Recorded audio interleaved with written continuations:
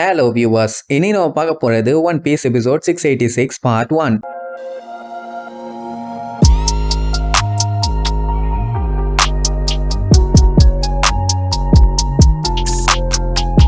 Open பண்ணா நம்ம Luffy அந்த பிக்காவோட மண்டையை அடிச்சு சுக்கலா நொறுக்கினதுக்கு அப்புறம் அந்த பாடியில எந்த ஒரு மூமெண்ட்டுமே இல்ல. ஐயோ என்னாச்சு ஏதாச்சுன்னு அவனுக்கு ஆளு எல்லாத்துக்குமே பதட்டம். அண்ட் மத்தவங்க எல்லாத்துக்குமே ஒரு வேளை அந்த மான்ஸ்டர் செத்துருச்சோன்னு ஒரு டவுட். ஆனா கேவண்டிஷ்க்கு அது செத்த மாதிரி எல்லாம் தெரியல. பட் இருந்தாலுமே அதுக்கு விழுந்த அடி ஒன்னும் சாதாரண அடி இல்ல. சரி என்னமோ ஒண்ணு, அதுதான் இப்ப மூவ் பண்ணல. இந்த கேப்பை யூஸ் பண்ணி எப்படியாச்சும் டோஃப்ளமிங்கோவை நெருங்கிட வேண்டியதான்னு எல்லாம் அவனை தேடி வேகமா போவாங்க. உடனே அந்த டோஃப்ளமிங்கோட ஆளுங்க எல்லாம் கண்ணா பின்னான்னு கண்ணை வச்சு சுடுவானுங்களா? அட்லீஸ்ட் அதுக்கு பயந்து ஓடுற மாதிரி இல்ல நகர்ற மாதிரி பண்ணா கூட பரவாயில்ல. அவனுங்களெல்லாம் ஒரு மனுஷனா மதிக்கவே இல்லை. அவங்க பாட்டுக்கு தட்டி விட்டுட்டு போய்கிட்டே இருக்கானுங்க. அது மட்டும் இல்லாம நல்லா சண்டை போடுற ஆளையெல்லாம் அனுப்பி வைங்கடா, ஏன்டா உசுர வாங்குறீங்கன்னு ஏறி மிதிச்சுட்டு போய்கிட்டே இருப்பாங்க. இதுக்கு மூடிட்டு அவனுங்க ஒரு ஓரமா போய் ஒளிஞ்சிருந்தானுங்கன்னா இந்த பஞ்சாயத்தே இல்லை. ஆனா நல்லா அடி வாங்கிட்டானுங்க. அப்ப அதுல ஒருத்தன் என்ன பண்ணிடுவான், டெலிஞ்சருக்கு கால் பண்ணி இந்த மாதிரி எங்களால அவங்கள தடுக்க முடியல, எல்லாருமே பல்கா பயங்கரமா இருக்கானுங்கன்னு இன்ஃபார்ம் பண்ண உடனே இங்க டோஃப்ளமிங்கோட குரூப் எல்லாம் சண்டைக்கு ரெடியா தான் இருப்பானுங்க. அவனுக்கு ஒண்ணு மட்டும் நம்பவே முடியல, எப்படி டோஃப்ளமிங்கோவை எதிர்த்து சண்டை போட இவனுக்கு இவ்வளவு தைரியம் வந்துச்சுன்னு. அண்ட் இன்னொரு மேட்டரும் தெரிஞ்சு போச்சு. என்னன்னா ஈஷோ நேவி ஆளுங்க அத்தனை பேத்தையுமே கூப்பிட்டுக்கிட்டு இப்ப பேலஸோட ஃப்ரண்ட் கேட்டுக்கு தான் வந்துட்டு இருக்கான்னு. அவங்க எல்லாத்தையுமே இந்த லாவோ ஜீப் அந்தாடாம விட மாட்டேன்னு வேற பில்டப் பண்ணுவான். அங்க பார்த்தா நேவி ஆளுங்க அப்படியே பொடி நிறைய வந்துட்டு இருப்பானுங்க. பேஸ்டில் மட்டும் இன்னும் வந்து ஜாயின் பண்ணல. அண்ட் இவங்க நேவி ஆளுகள்ல பாதி பேரு பேலஸ்க்கு முன்னாடி ஆல்ரெடி வந்துட்டானுங்க. அதனால இவங்க மட்டும் போனாலே போதும். அதே நேரம் பேபி 5 பைனாகுலரை வச்சு பயங்கரமா செக் பண்ணுவா பிக்காவை நம்ம லூஃபி கேங் ஸ்டாப் பண்ணிட்டாங்கன்னு. இப்ப எல்லாத்தையுமே ஒன்னா வச்சு பார்க்கும்போது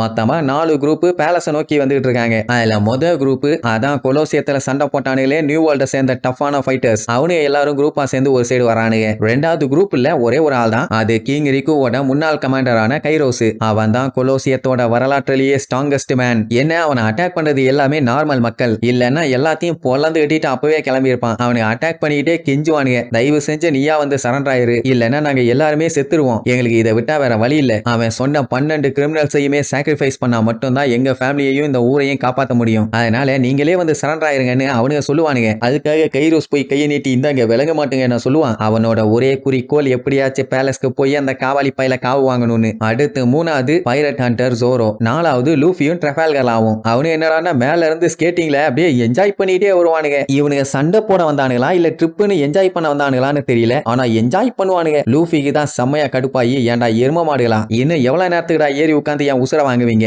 ஒழுங்கா இங்க இருந்து கிளம்புகடான்னு காட்டு கத்துவான். அட என்ன தம்பி கிண்டல் பண்ணிட்டு இருக்க, பேசாம இருப்பானுங்க. ட்ரெஃபால்கர்லாக்கு உள்ளுக்குள்ள சந்தோஷம் தான், ஏன்னா அவன் போட்ட பிளானை விட இப்ப எல்லாமே வேற லெவல்ல பக்காவா போயிட்டு இருக்குது. ஆனா கைய மீறியும் போயிட்டு இருக்குது. ஆனா பெருசா ரியாக்ட் பண்ண மாட்டான். இங்க பேபி 5 சீனியர் பிங்க் எங்கன்னு விசாரிப்பான். இவ்வளவு நேரமா இங்க தான் இருந்தான், ஆனா அதுக்கப்புறம் பிராங்கிய தேடி கிளம்பிட்டானாமா. அப்படியே கட் பண்ணி பிராங்கிய காட்டுறாங்க. பையன் பல மணி நேரமா யாரு கண்ணிலையுமே சிக்காம முக்குன்னு முக்கி ஓடி ஒரு வழியா அந்த ஃபேக்டரிக்கு முன்னாடி வந்து சேர்ந்துட்டான். அவ்வளவுதான், ஸ்மைல் ஃபேக்டரிய காலி பண்ண போறேன்னு ஜாலியா ஆட்டம் போட்டுட்டு இருப்பானா. அந்த டைம்னு பார்த்தா பின்னாடி அந்த சீனியர் பிங்க் அப்படியே ஸ்விம்மிங்ல வந்துட்டு இருப்பான். அதை நோட் பண்ணாம டோரை உடைச்சிட வேண்டியதான்னு அவன் பாடியில இருக்க கோலாலாம் யூஸ் பண்ணி அப்படியே ரேடிக்கல் பீம் பவர் எடுப்பான். எனக்கு தெரியும்டா இப்படி ஒரு காவாலித்தனமான பவர் உங்ககிட்ட இருக்குன்னு, என்னானாலும் சரி உன்னைய ஃபேக்டரியோட டோரை கூட தொட விட மாட்டேன், நான் இங்க வந்ததே உன்னை காலி பண்ணதாண்டான்னு தூக்கி ஒரே அடி அந்த பீம் உடனே ரிலீஸ் ஆயிருமா. அப்படி ஆன ஒண்ணு அங்க இருக்க பில்டிங் எல்லாம் வெடிச்சு செதறும். அந்த பிளாஸ்ட பார்த்துட்டு ஏகப்பட்ட மக்கள் பார்த்து பயந்து அங்க இங்கன்னு ஓட ஆரம்பிச்சிருவாங்க. அப்ப பிராங்கி புலம்பி தள்ளுவான், ஐயோ மறுபடியும் நான் எனிமி கூட சண்டை போடணுமான்னு, வாடா இன்னைக்கு நீயா நானான்னு பாத்துடலான்னு வழக்கம் போல சீன் போட்டுட்டு இருப்பான் அந்த டவுசர் மண்டையன். அப்படியே கட் பண்ணா மக்கள் எல்லாம், கைரோஸ்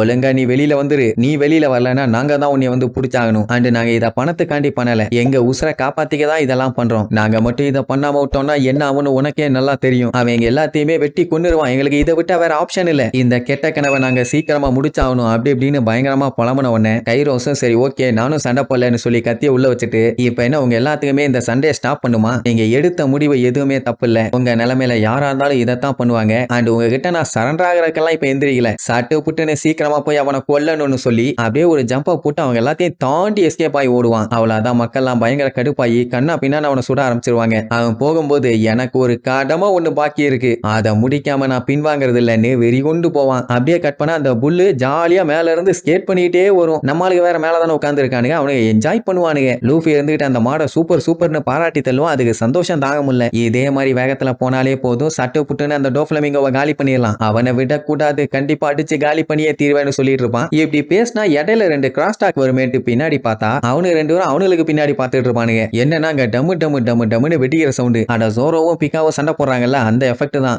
இவனு 2 பேரும் ச்சே உன்னோட ஃப்ரெண்டு நம்ம எல்லாத்தையும் காப்பாத்துறதுக்காக அந்த மான்ஸ்டர் கூட தனியா நின்னு சண்டை போட்டுட்டு இருக்கான், வாட் எ மேன், அவனுக்கு எதுவும் ஆகக்கூடாதுன்னு அப்படியே தேம்பி தேம்பி அழுவானுங்க. ஆடா அவனுக்கெல்லாம் ஒன்னாகாதுப்பா, அவனை பத்தி கவலைப்படாதீங்க, அவ்வளவு சீக்கிரத்துல தோக்குற ஆளே இல்லைன்னு சொல்லிட்டு சந்தோஷமா போவான். இங்க ஜோரோ பிக்காவை பயங்கரமா அசிங்கப்படுத்தினால அதனால அவன் காண்டாயி ஜோரோவை போட்டு கண்டமேனி அட்டாக் பண்ணுவான். எதுவும் வேலைக்கு ஆகல. உன்னை எப்படியாச்சும் கொல்லாம விட மாட்டேன்டா காவாலி பயலே அப்படின்னு அவனோட காமெடியான வாய்ஸ்ல பேசின உடனே, டேய் தயவு செஞ்சு நீ வாயை திறக்காத, காதுக்குள்ள குயின்னு இருக்குது, அதனால கொஞ்சம் மூடிட்டு இருந்த உடனே பிக்காக்கு இன்னுமே செம கடுப்பாயிரும். சாவுடான்னு சொல்லி ஓங்கி ஒரே போடு, அந்த இடமே கண்ணா பின்னாடி டேமேஜ் ஆயிரும். அவ்வளவுதான் செத்துட்டான் போலன்னு பார்த்தா அவன் அவனுக்கு பின்னாடி நின்னுட்டு, என்னடா பண்ற, நான் இங்க இருக்கேன், தொல்பொருள் ஆராய்ச்சியில தோண்ட வேண்டிய தொண்டையெல்லாம் வச்சுக்கிட்டு ஏன்டா ஏன் உசுர வாங்குறீங்க, முதல்ல ஒழுங்கா வந்து சண்டை போடுறான்பா. உடனே அந்த காண்டாமிருகம் கடுப்பாயி கேப் விடாம அட்டாக் பண்ணுவான். ஜோரோ அந்த அட்டாக் எல்லாத்தையுமே என்ஜாய் பண்ணி தடுத்துட்டு இருப்பான். இப்படி அவன் என்ஜாய் பண்ணி தான் சண்டை போடுவான்னு லூஃபி அவனை பத்தி பெருமையா பேசிட்டு போவான். அந்த டைம் ட்ரெஃபால்கர்ல லூஃபியை கூப்பிட்டு, எனக்கு நல்லா தெரியும் இப்ப அந்த டோஃப்ளமிங்கோவை கொன்னா மட்டும்தான் நம்ம சர்வே ஆக முடியும்னு, அதனால நானும் டோஃப்ளமிங்கோவை அட்டாக் பண்ணலான்னு முடிவு பண்ணிட்டேன். இந்த டைம் நீங்க எல்லாம் இன்டைரக்டா அட்டாக் பண்ணுங்க, நான் டைரக்டா போய் அவனை அடிக்கிறேன்பா. இதுக்கு முன்னாடி சண்டை போடும்போது வேணா அவன் நீ அட்டாக் பண்ணிட்டான், ஆனா இந்த டைம் நான் கண்டிப்பா விடவே மாட்டேன் அப்படின்னு பயங்கர கான்பிடென்ட்டோட சொல்லுவான். லூஃபி அப்படியே லுக்குடுவானே தவிர வேற எதுவுமே பேச மாட்டான். ஏன்னா அவனுக்குள்ள ஏதோ ஒரு வழி இருக்குன்னு அவனால ஃபீல் பண்ண முடியுது. உடனே ட்ரெஃபால்கர்லாவும் மேட்டர் என்னன்னு சொல்லுவான். அதாவது 13 வருஷத்துக்கு முன்னாடி ட்ரெஃபால்கர்லாவை ஒருத்தர் நல்லபடியா பாத்துக்கிட்டாரு,